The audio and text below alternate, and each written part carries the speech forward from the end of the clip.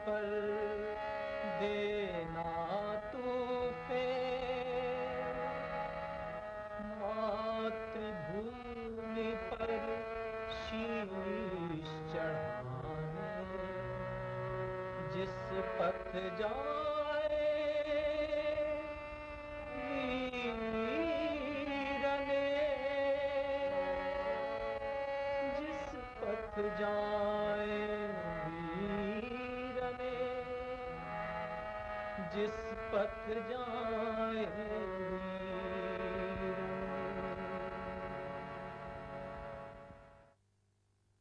नेताजी सुभाष चंद्र बोस का जन्म 23 जनवरी 1897 ईस्वी को उड़ीसा राज्य के कटक नामक नगर में हुआ था।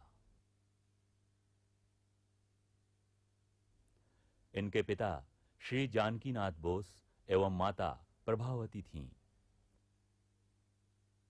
कौन जानता था कि ये नन्हा सुभाष बड़ा होकर नेताजी सुभाष चंद्र बोस बनेगा, जो अपनी भारत माता की स्वतंत्रता एवं रक्षा के लिए सब कुछ न्यौछावर कर देगा। सुभाष बाबू ने अपनी प्राथमिक शिक्षा कटक के प्रोटेस्टेंट स्कूल और राविनशॉ कॉलेजिएट स्कूल में पूरी की। लगभग इसी समय सुभाष बाबू के जीवन पर रामकृष्ण परमहंस और स्वामी विवेकानंद का प्रभाव पड़ा। वो गरीबों के घरों में जाकर उनकी यथासंभव सहायता किया करते थे। कहा गया है कि होनहार वीरवान के होत चिकने पात। इनमें बचपन से ही विलक्षण प्रतिभा दिखने लगी थी। मैट्रिक पास करने के बाद सुभाष बाबू प्रेसिडेंसी कॉलेज में पढ़ने लगे, साथ ही यूनिवर्सिटी ट्रेनिंग कोर में भी भर्ती हुए। 15 सितंबर 1919 को वो उच्च शिक्षा के लिए इंग्लैंड रवाना हुए और कैम्ब्रिज विश्वविद्यालय में दाखिला लिया। इंग्लैंड में अपने पिता के आदेशानुसार आईसीएस की तैयारी करने लगे और सफलता हासिल करने के बाद 1921 ईस्वी में वापस हिंदुस्तान आए। कलेक्टर के पद को ठुकराकर सुभाष बाबू ने देश सेवा का संकल्प लिया और कलकत्ता के नामी वकील देशबंधु चितरंजन दास को अपना गुरु बनाकर राष्ट्रीय आंदोलन में कूद पड़े। 1921 ईस्वी में ही सुभाष बाबू भी अपने गुरु के साथ पहली बार गिरफ्तार हुए और 1941 ईस्वी तक 11 बार जेल गए। इसी बीच सुभाष बाबू ने कांग्रेस स्वयंसेवक सेना के commander, all India youth Congress के अध्यक्ष, ऑल इंडिया ट्रेड यूनियन के अध्यक्ष और कलकत्ता नगर निगम के मेयर पद को भी सुशोभित किया। फिर ब्रिटिश सरकार के विरोध में एवं भारतीय स्वाधीनता आंदोलन के समर्थन में विभिन्न यूरोपीय देशों का दौरा करते हुए 1933 ईस्वी में बर्लिन पहुंचे और भाषण दिया।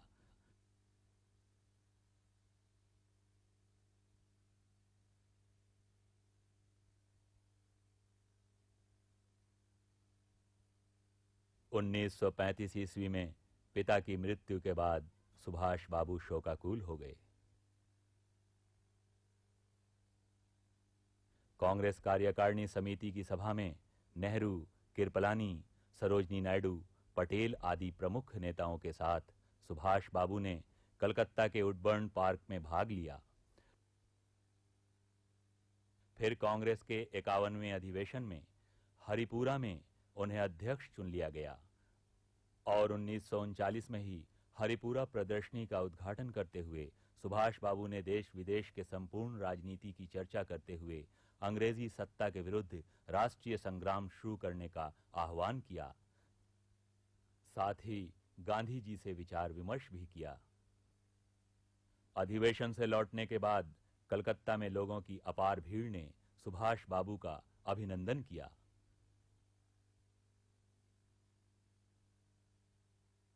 उन्नीस ईस्वी में कांग्रेस गोष्ठी षड्यंत्र के प्रतिवाद स्वरूप सुभाष बाबू ने अपने सभापति पद को त्याग दिया।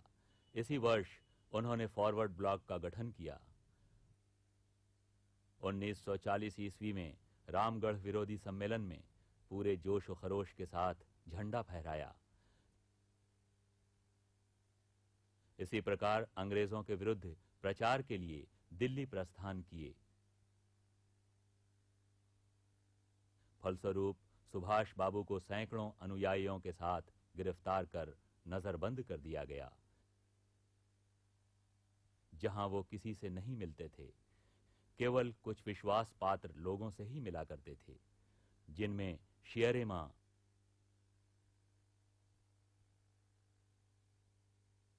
भाई शरद बोस और मेयर सिद्दीकी प्रमुख थे।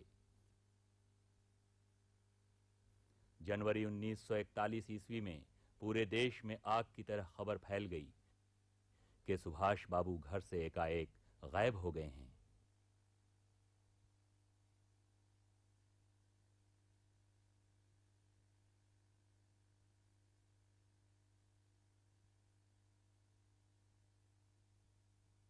सुभाष बाबू भेष बदलकर पेशावर होते हुए काबुल,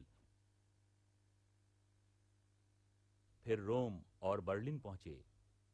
मिस्टर क्रोगनर के नाम से जर्मनी में प्रवेश किया और पनडुब्बी से सिंगापुर पहुंचे। 4 जुलाई 1943 ईस्वी में सिंगापुर में आजाद हिंद फौज के नेतृत्व का भार रास बिहारी बोस ने सुभाष बाबू को सौंपा।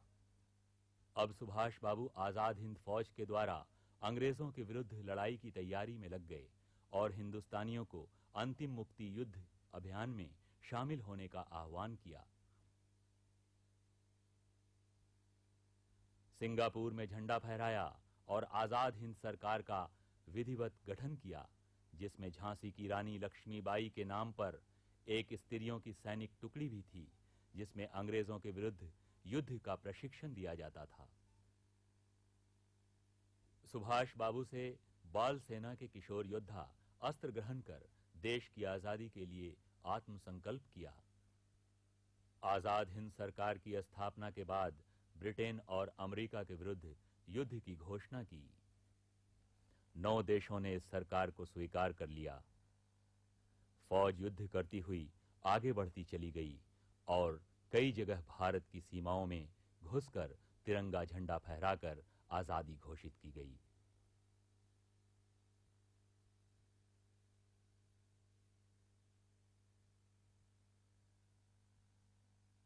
इस तरह पूरे देश में आजादी की एक लहर दौड़ गई। ये सुभाष बाबू की अंतिम तस्वीर है, जिसमें वो सिंगापुर में हवाई जहाज से उतर रहे हैं।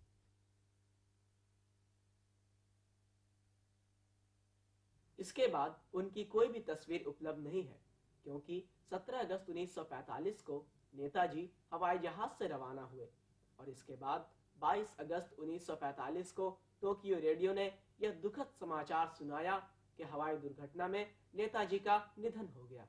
एक बात जानते हो, नेताजी के साथ जिन लोगों ने काम किया उनमें बहुतों हमारे राज्य बिहार के भी थे, और उनसे नेताजी के विषय में कुछ जाने। देखो, आज हम आप लोगों को नेताजी के बारे में बताना चाहता हूँ। पहली दफे मैंने नेताजी को 1943 में देखा था। नेताजी देखने में बहुत लंबे चौड़े, बड़ा मुंह, शेर की तरह उनका मुंह होता था। उन्होंने पहली दफे जब वो सिंगापुर आए थे तो हमने उनको देखा था। उस वक्त मेरी उम्र 23 साल की थी। मैं भी फौजी अफसर था इंडियन आर्मी में। नेताजी ने क्या किया? नेताजी ने हमारे आंख को खोल दिया। नेताजी ने कहा कि देखो, देश आज हमारा गुलाम है और गुलाम होने में तुम उनको मदद करते हो। जब जनता खड़ी होती है आज़ादी के लिए तो ब्रिटिश ऑर्डर देते हैं गोली मारने के लिए और वो फौजी को और पुलिस को लाते हैं। और यही नहीं, तुमको वो बाहर भेजते हैं, मलाया भेजते हैं, सिंगापुर भेजते हैं, थाईलैंड भेजते हैं, इधर ईरान, इराक भेजते हैं कि उन लोगों को भी तुम गुलाम बनाओ। जब नेताजी ने ये कहा तो फौजी आदमी जो है वो सीधा साधा होता है, उसका आंख खुल गया। उसने कहा भाई अंग्रेज तो अभी तक हमको बेवकूफ बना रहा था। नेताजी सुभाष चंद्र बोस के साथ मेरा संपर्क 1938 में हरपुरा कांग्रेस अधिवेशन के समय में हुआ था, स्वामी सहजानंद सरस्वती के साथ। उसके बाद हम नेताजी के नज़दीक हो गए और नेताजी के समाजवादी विचार, प्रगतिशील कार्य और देश में शोषित गरीब जनता को राहत देने के लिए देश में समाजवादी सरकार बनाने की उनकी नीति मुझे पसंद आई और मैं उनके साथ हो गया। विद्यार्थियों को ये बराबर कहा करते थे कि जो आज की विद्यार्थी है बिहान का नागरिक होगा और परसों का वो देश का मालिक होगा। देश की हर चीज़ को उसको जानना चाहिए, हर चीज़ को समझना चाहिए और देश की कोई भी योजना सफल नहीं हो सकती है जब तक विद्यार्थी और युवक उसमें शामिल नहीं होंगे, नहीं हो सकता है। उन्होंने कहा था कि करो सब निछावर, बनो सब फकीर, तभी तुम्हारी देश की आज़ादी होगी। तुम खून दो, मैं तुम्हें आज़ादी दूंगा। आज उसी का बलिदान फल है कि देश आज़ाद हुआ। अंग्रेजों पर ये असर पड़ा कि हिंदुस्तान में अब हम शासन नहीं कर सकते हैं, हिंदुस्तानी बगावत पर उठ गए हैं।